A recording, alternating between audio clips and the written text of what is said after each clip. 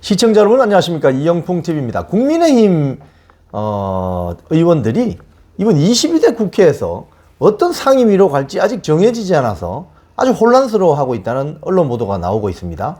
지금 민주당 같은 경우는 이미 훨씬 전에 한 일주일 전부터요 175명의 18개 상임위 진용을 다 짠 것과 대조적이라는 거죠.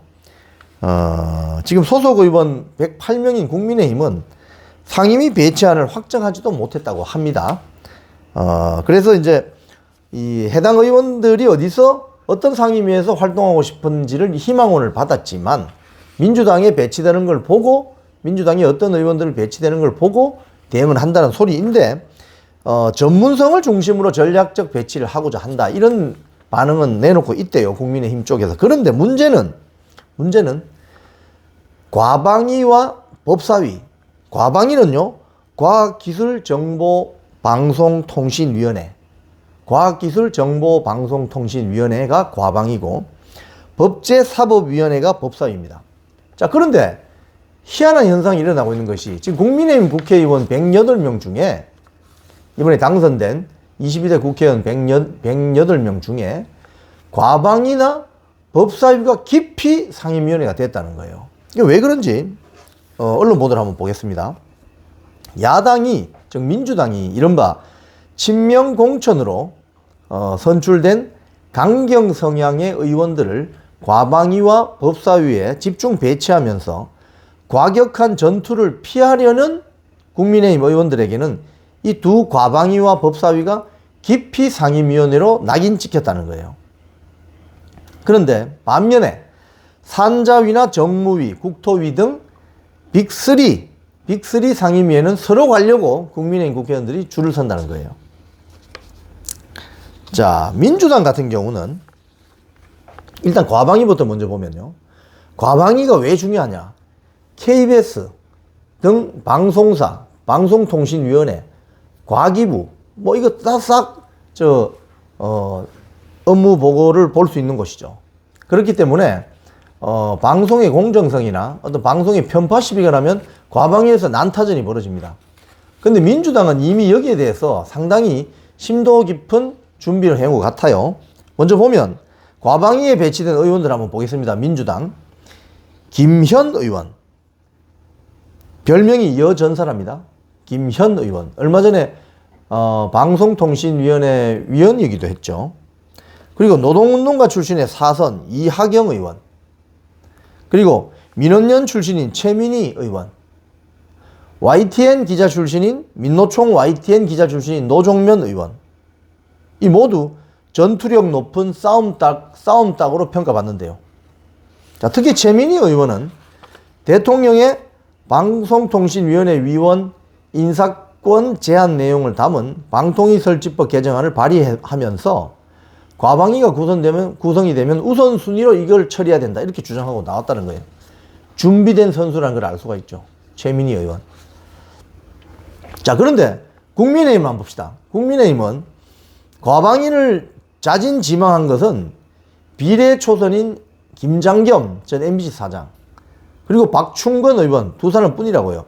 김장겸 의원은 전 MBC 사장이고 박충건 의원은 탈북공학도입니다. 탈북공학도.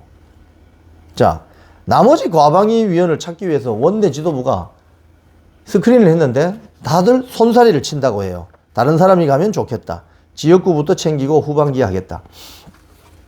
이번에 일단 과방위만 보면요, 과방위가 사실 언론 관련 이걸 주제를 많이 다루잖아요. 이번에 국힘당도 그렇고 민주당도 그렇고 언론인 출신들을 각각 6명씩 공천을 주어서 뽑았습니다. 국힘당에는요 조선일보 출신이 3명이나 있어요. 조선미디어그룹, 신동욱, 박정훈, 그 다음에 유영원 3명, 동아일보 1명 있습니다. 부산 수영의 정연우, 그리고 KBS 신성범, 함양 거창 합천 거기 1명, 그리고 MBC 비례 김장겸 사장, 이렇습니다. 자, 그러면 김장겸 의원은 여기에 과방위에 지원을 했으니까 뭐 논의 대상이고, 나머지 조선미디어그룹 출신 3명, 동아일보 출신 1명, 이 사람들은 무슨 상임위를 과연 가려고 하는 걸까요? 당 지도부가 전문성을 고려해서 배치하려고 한다. 이러면 과방이나 문체위 쪽으로 가는 게 맞죠. 문체위는 이제 신문하고 좀 관련이 있습니다. 근데 신동욱, 박정훈, 정연욱, 그리고 유영원 씨는 뭐 국방위를 가려고 한다나요? 자기가 이제 뭐 국방 전문 기자라고. 근데 언론 출신은 과방이나 문체위에 우선적으로 집중하는 게 좋죠. 자, 그런데 뭐 사람이 없다는 거죠. 네. 그래서 이건 보면 공천이 뭔가 잘못됐다는 걸 알 수가 있죠.